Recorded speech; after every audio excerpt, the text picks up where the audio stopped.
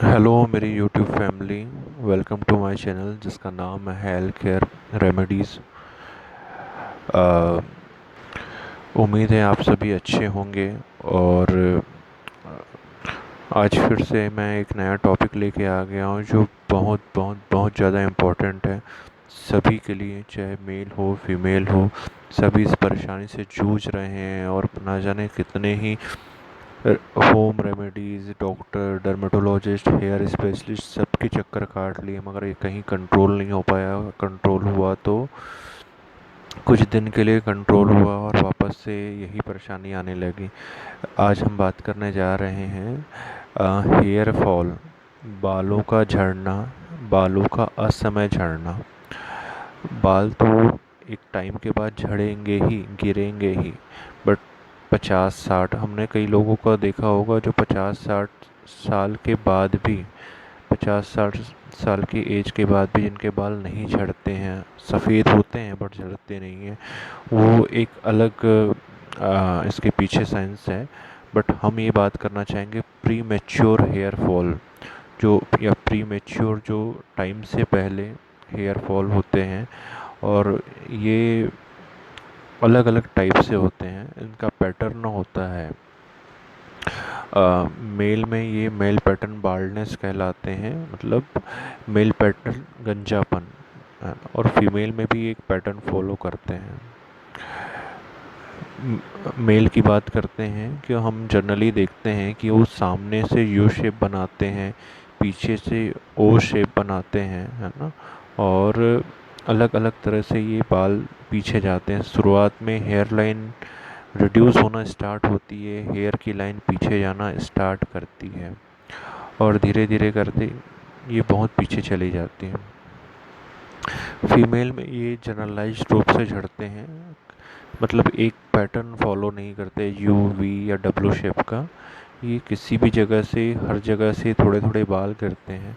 Generally patients बोलते हैं, लोग बोलते हैं, सर कि हम जब भी उठते हैं तो तकिए पे बाल होता है, जब भी शैम्पू करते हैं तो हमारे बाल गिरते हैं, जब हम पतले दांत वाली कंघी करते हैं जो कॉम्ब होता है उस पे बाल गिरते हैं।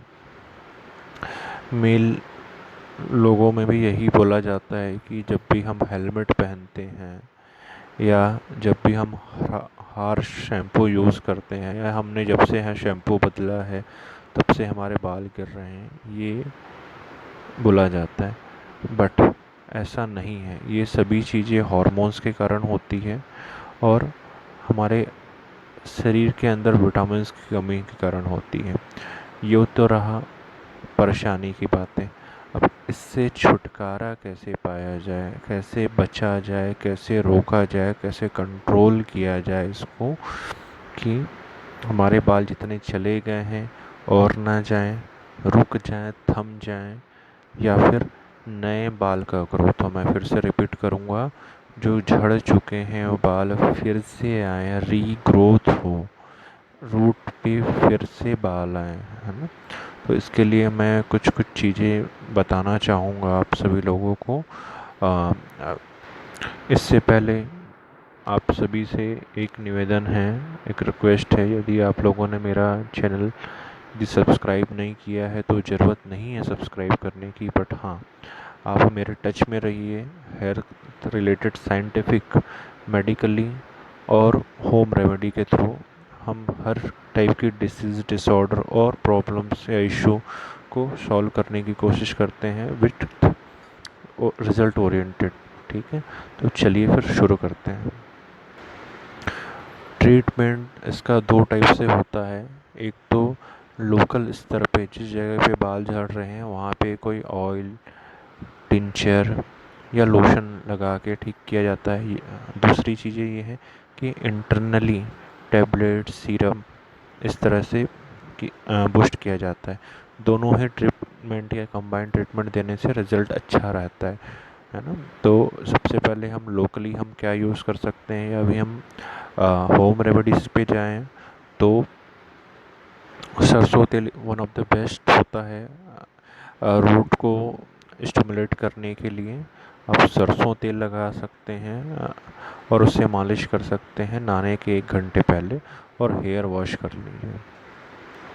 यदि बाल बहुत ज़्यादा झड़ रहे हैं तो सरसों तेल में गार्लिक जो है, लहसुन की 1-2 कली डालिए, प्याज डालिए और मेथी की सीड्स, मेथी दाने डालिए और इसको थोड़ा सा धूप में रखिए। 1 दिन पूरी तरह धूप में रखिए। जब इन सब का एक्सट्रैक्ट तेल में आ जाए तो उस तेल को अपने एक अलग शीशी में या एक जार में रख लीजिए और हर अल्टरनेट डेज 1-1 दिन गैप करके इसको लगाइए। इससे रूट प्रमोट होते हैं। इसका रिज़ल्ट बहुत अच्छा है, हमने देखा है। इसके चाहे वो मेल हो फीमेल हो, इससे बाल झड़ने कम होते हैं, बंद होते हैं, नए बाल आते हैं। अब रही इंटरनली हम क्या कुछ खा के अंदर से बालों को, प्रोटीन को बढ़ा सकते हैं। एक तो आपको प्रोटीन ज़्यादा लेना है, एग वाइट और जो भी प्रोटीन के सोर्स हैं, सोयाबीन के सीड्स, ये लेना है। इससे बाल बढ़ेंगे। साथ में लोग बोलते हैं सर बाल तो बढ़ रहा है, नाखून भी बहुत जल्दी जल्दी बढ़ते हैं, बट ये उसी के कारण है। प्रोटीन यदि आपके बॉडी में अच्छे से जाएगा तो हेयर, बाल और नाखून दोनों ही बढ़ेंगे। इसके अलावा एक टैबलेट्स मार्केट में बहुत सारे आते हैं जिसमें भी बायोटिन हो, विटामिन B7 बायोटिन कंटेन वाला कोई भी टैबलेट आप लीजिए। दिन में 1 बार लीजिए और इसका रिज़ल्ट हेयर की रिगार्डिंग बहुत अच्छा है। ये one of the best treatment है हेयर फॉल को रोकने का, कंट्रोल करने का। इसके अलावा यदि आपको ज़्यादा प्रॉब्लम है तो आप इस बारे में आप अपने डॉक्टर से भी संपर्क कर सकते हैं। जो भी स्किन स्पेशलिस्ट है उससे आप बात कर सकते हैं। और